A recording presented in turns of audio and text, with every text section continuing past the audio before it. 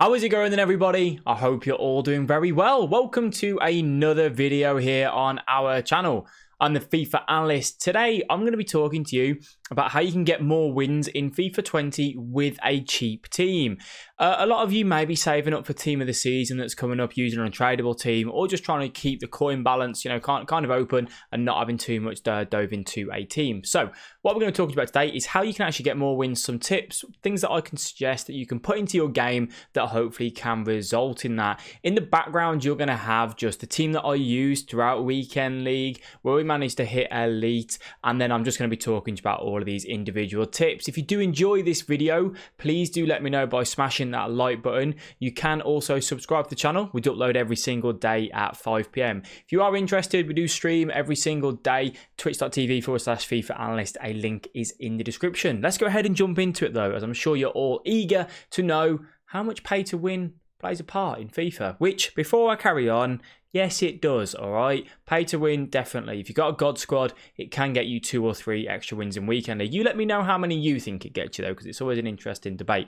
So, how did I go ahead and I hit 23 and 7 with a 100k team. I've hit 24 and 6 with a 150k team that was the same team, but because the market was more at that time, there's no different. And obviously, there's other YouTubers, streamers out there that have hit fantastic records with weaker sides. So, how do we kind of tend to do it? One of the fundamental rules, I believe, when you are using a much weaker side in comparison to what you're going to be coming up against, especially in champs, is you've got to play a bit like a freak. And what do I mean by that? You've got to keep the ball. You cannot play in a way of quick one-touch football, 4-1-2-1-2 narrow, balls to the wall, getting forward. It just won't happen. You have to hold the ball a bit more. You have to be a little bit slower. You have to be very precise with your attacks. You can't give the ball away cheaply.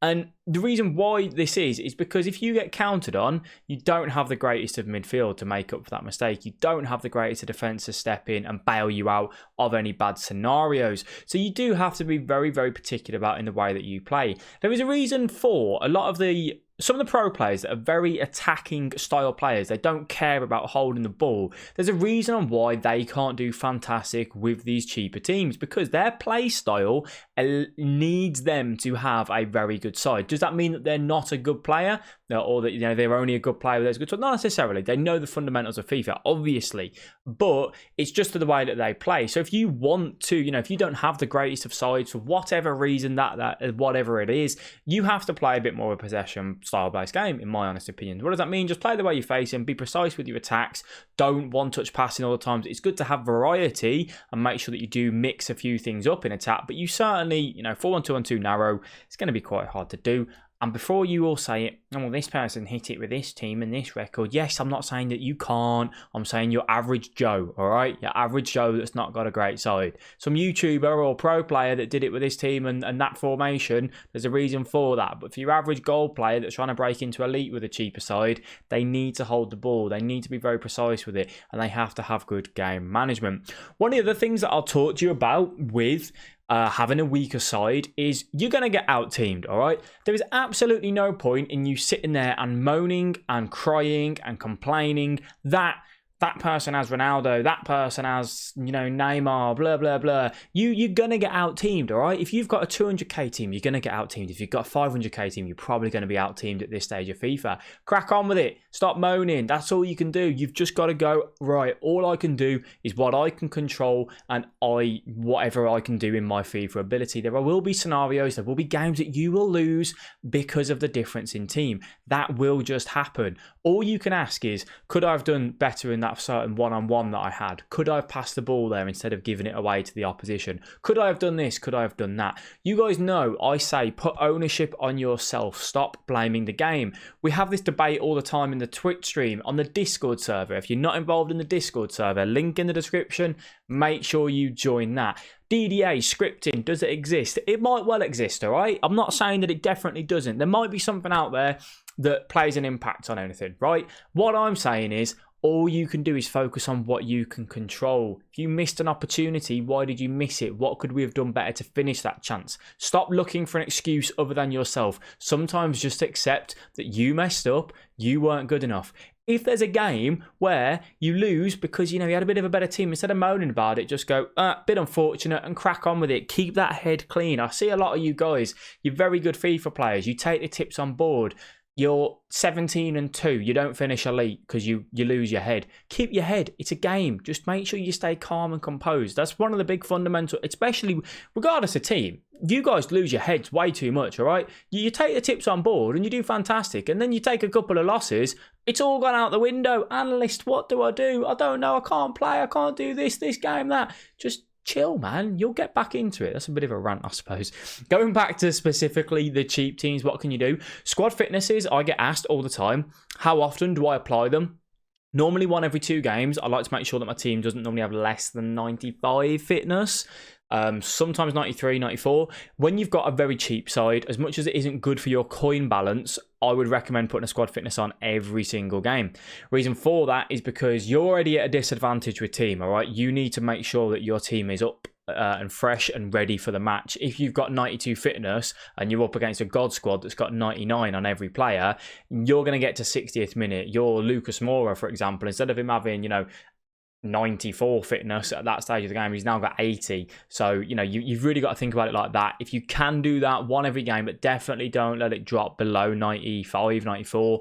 Otherwise you will kind of notice it later on in the game. If it goes to extra time, then you're going to struggle. Talking about going to extra time, what else can you guys do with a cheap team? Have some fantastic little cheap subs. That can be like Inform Atal, that can go as a wing back, he can go as a CDM, he can go as a CM, he can kind of go as and where he needs to really. Have some other bit of pace. If you did the Politano, if you did the Dan James, chuck them on the bench. If you've got a Dharma Traore, whatever it is, have someone on the bench that's got pace, preferably a winger, preferably a striker, and then a centre mid that can play at the back as well. Someone like Atal is really, really good for you. That's kind of one of the key things when it comes to a weakened side. That can make the difference for you. There's times throughout the weekend when I played with a cheaper side where normally I would have struggled to see out that game. I bring on a sub, they just help me get back into it, grab that win at 2-1, but whatever the scenario is, and they do fantastic stuff for us. So that can be a massive thing for you to do. Just make sure that you have those different subs to kind of come on and do for it.